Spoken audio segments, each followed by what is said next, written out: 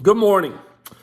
Isn't it another wintry day? Here it's going to be in the low 40s, and it's raining here a little bit, and it's supposed to get real cold tonight.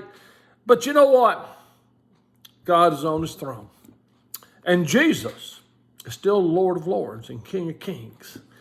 And I know this looks a little funny this morning, but I want to read to you out of the second chapter of Luke.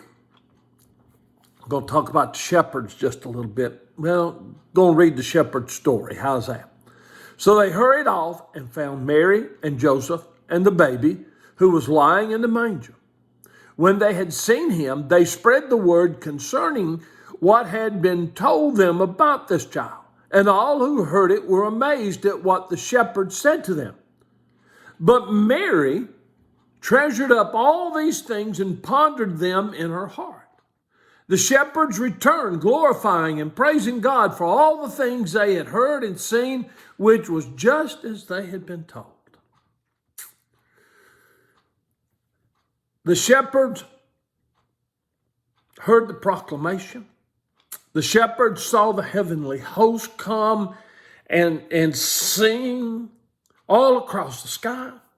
Then they went and they found Mary, Joseph, and the baby lying in a manger. And we always talk about those things. I want to talk about something different this morning. Try.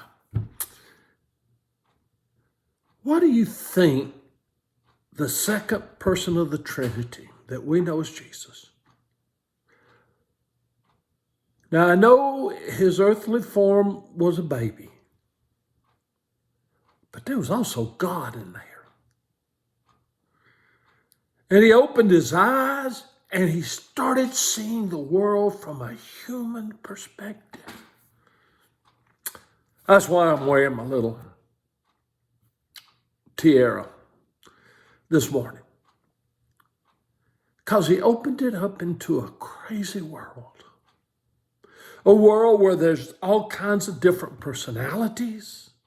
A world with people doing this and doing that, and people just doing everything in the world.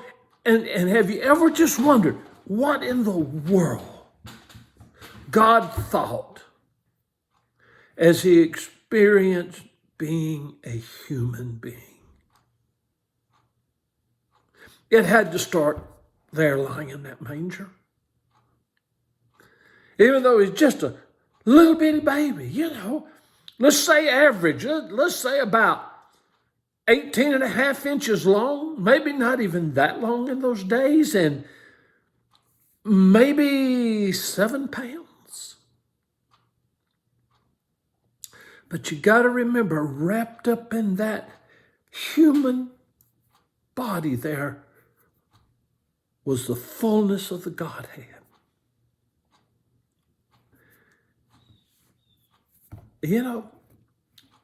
I think part of Christmas is God beginning to understand humans from a human standpoint. Not that God didn't understand humans, but all of a sudden he was human. All of a sudden he had feelings like humans had feelings. All of a sudden he saw the craziness of this world and sometimes even the stupidity of humanity and the crazy, stupid things that we do.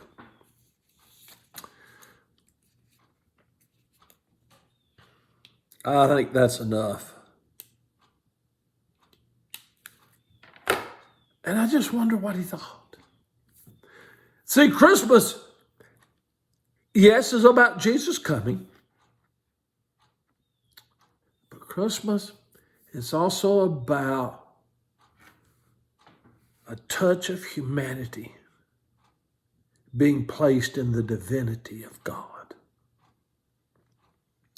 No wonder Jesus can sit right at the right hand of the throne and intercede for us, because he experienced it. He experienced just how wacky and crazy this world is. And he saw firsthand the evil and the wickedness. He even experienced firsthand the evil and the wickedness of this world.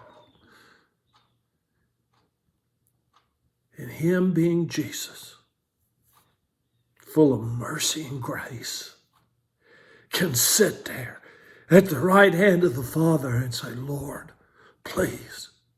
They don't know what they're doing. Lord, please. Look at so-and-so. They need help. And he sits there and intercedes for us. So with his experience as a human, it made his ability to intercede for us that greater.